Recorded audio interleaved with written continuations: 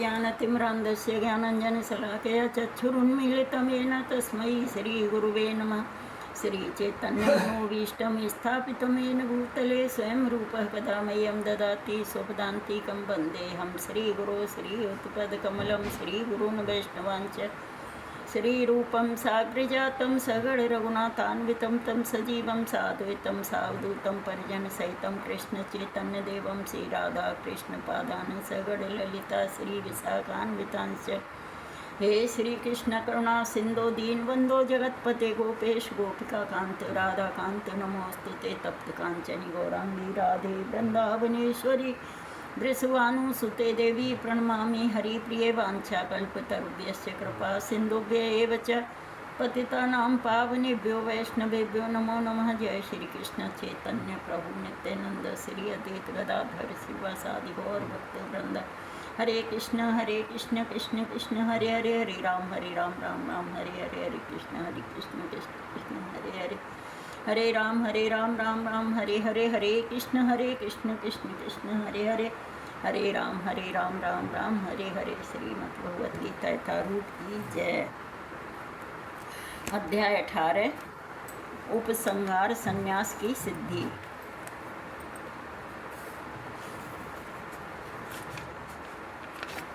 श्लोक नंबर 49। असक्त बुद्धि सर्वत्र जितात्मा विगत स्पृहः नैष्कर्म्य सिद्धिं परमां संन्यासेनाधिगच्छति। जो आत्मसंयमी तथा अनासक्त है एवं जो समस्त भौतिक भोगों की परवाह नहीं करता, वह संन्यास के अभ्यास द्वारा कर्म फल से मुक्ति की सर्वोच्च सिद्धि अवस्था प्राप्त कर सकता है। तात्पर्य जगतगुरु श्रील प्रभुपाद जी महाराज की जय। गुरु महाराज की जय। सच्चे संन्यास का अर्थ है कि मनुष्य सदा अपने को परमेश्वर का अंश मानकर यह सोचे कि उसे अपने कार्य के फल को भोगने का कोई अधिकार नहीं है, क्योंकि वह परमेश्वर का अंश है। अतएव उसके कार्य का फल परमेश्वर द्वारा भोगा जाना चाहिए। यही वास्तव में कृष्ण भावनामृत है। जो व्यक्ति कृष्ण भावनामृत में स्थिर होकर कार्य कर्म करता है, वही वास्तव में सन्यासी है। ऐसी मनोवृत्ति होने से मनुष्य संतुष्ट रहता है, क्योंकि वह वास्तव में भगवान के लिए कार्य कर रहा होता है। इस प्रकार वह किसी भी भौतिक वस्तु के लिए आसक्त नहीं होता।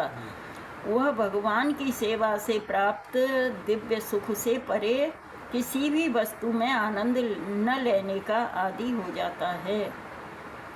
सन्यासी को पूर्व कार्यकलापों के बंधन से मुक्त माना जाता है, लेकिन जो व्यक्ति कृष्ण भावनामृत में होता है, वह बिना संन्यास ग्रहण किए ही यह सिद्धि प्राप्त कर लेता है। यह मनोदशा योगारूढ़ या योग की सिद्धावस्था कहलाती है।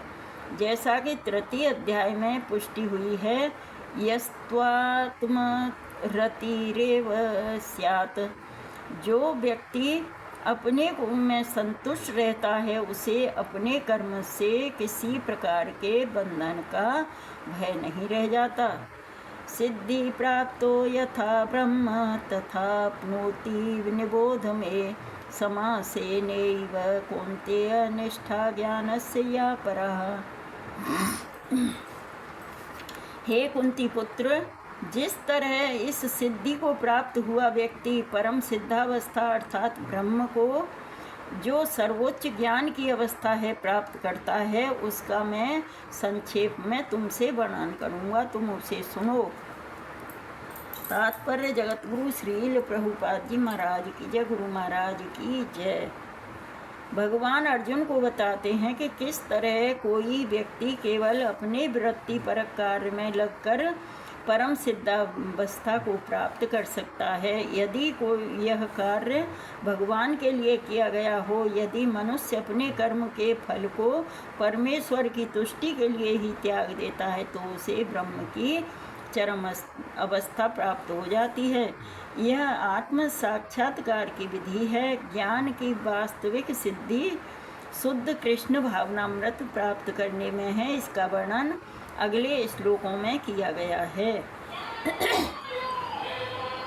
बुद्ध्या विशुद्ध्या युक्तो धृत्यात्मानं नियम्य च शब्दादीन् विषयान् त्यक्त्वा रागद्वेषोऽव्युदस्य च विविक्तसेवी लब्ध्वासि यत् वाक्वायमानसः ध्यानयोगपरो नित्यं वैराग्यं समुपाश्रितः अहंकारं बलं दर्पं कामं क्रोधं परिग्रहं विमुच्य निर्ममः शांतो ब्रह्मभूयाय कल्पते। अपनी बुद्धि से शुद्ध होकर तथा धैर्य पूर्वक मन को वश में करते हुए इंद्रिय तृप्ति के विषयों का त्याग कर राग तथा द्वेष से मुक्त होकर जो व्यक्ति एकांत स्थान में वास करता है, जो थोड़ा खाता है, जो अपने शरीर मन तथा वाणी को वश में रखता है, जो सदैव समाधि में रहता है तथा पूर्णतया विरक्त, मिथ्या अहंकार, मिथ्या शक्ति, मिथ्या गर्व, काम, क्रोध तथा भौतिक वस्तुओं के संग्रह से मुक्त है, जो मिथ्या स्वामित्व की भावना से रहित तथा शांत है, वह निश्चय ही आत्म साक्षात्कार के पद को प्राप्त होता है। तात्पर्य जगत गुरु श्रील प्रभुपाद जी महाराज की जय। गुरु महाराज की जय। जो मनुष्य बुद्धि द्वारा शुद्ध हो जाता है, वह अपने आप को सत्वगुण में अधिष्ठित कर लेता है। इस प्रकार वह मन को वश में करके सदैव समाधि में रहता है। वह इंद्रिय तृप्ति के विषयों के प्रति आसक्त नहीं रहता और अपने कार्यों में राग तथा द्वेष से मुक्त होता है। ऐसा विरक्त व्यक्ति स्वभावतः एकांत स्थान में रहना पसंद करता है। वह आवश्यकता से अधिक खाता नहीं और अपने शरीर तथा मन की गतिविधियों पर नियंत्रण रखता है। वह मिथ्या अहंकार से रहित होता है, क्योंकि वह अपने शरीर को नहीं समझता, न ही वह अपने अनेक भौतिक वस्तुएं स्वीकार करके शरीर को स्थूल तथा बलवान बनाने की इच्छा करता है। क्योंकि वह देहात्म बुद्धि से रहित होता है, अतएव वह मिथ्या अहंकार नहीं करता। भगवत कृपा से उसे जितना कुछ प्राप्त होता है उसी से वह संतुष्ट रहता है और इंद्रिय तृप्ति न होने पर कभी क्रुद्ध नहीं होता, न ही वह इंद्रिय विषयों को प्राप्त करने के लिए प्रयास करता है। इस प्रकार जब वह मिथ्या अहंकार से पूर्णतया मुक्त हो जाता है तो वह समस्त भौतिक वस्तुओं से विरक्त बन जाता है और यही ब्रह्म की आत्म साक्षात्कार अवस्था है। यह ब्रह्मभूत अवस्था कहलाती है। जब मनुष्य देहात्म बुद्धि से मुक्त हो जाता है तो वह शांत हो जाता है और उसे उत्तेजित नहीं किया जा सकता। इसका वर्णन भगवत गीता में 2.70 में इस प्रकार हुआ है। आपूर्यमाणं चल प्रतिष्ठं समुद्रमापः प्रविशन्ति यद्तद्वत् कामां यं प्रविशन्ति सर्वेश शान्तिमाप्नोति न कामकामी।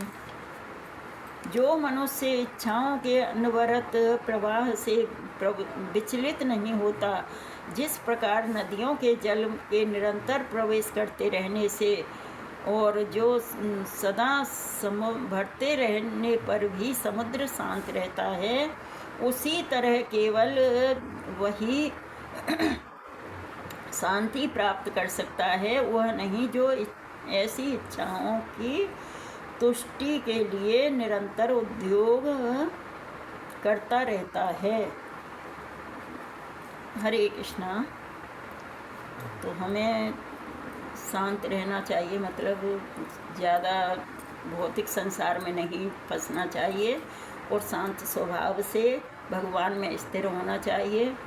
भगवान का ही भजन करना चाहिए। भगवान का हरे कृष्ण महामंत्र बोलना चाहिए। हरे कृष्ण कृष्ण कृष्ण हरे हरे, हरे राम राम राम हरे हरे।